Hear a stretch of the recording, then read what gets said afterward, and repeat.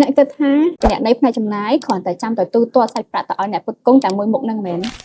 ក៏ពិតទៅទូនាទីនេះត្រូវការស្គីលជាច្រើនដែលអ្នកត្រូវគិតស្គីលទី1ផ្នែកត្រូវតែមុតនិងច្បាស់លាស់ជាមួយនឹងចំនួនតួលេខព្រោះបើសិនបើមានការទូទាត់ណាមួយដែលមានការច្រឡំនោះនឹងមានផលប៉ះពាល់ដល់ក្រុមហ៊ុនទាំងមូលមួយវិញទៀតផ្នែកគណនេយ្យនៃការចំណាយក៏មានការបិទបញ្ជីប្រចាំឆ្នាំនិងប្រចាំខែផងដែរស្គីលទី2ការគ្រប់គ្រងពេលវេលា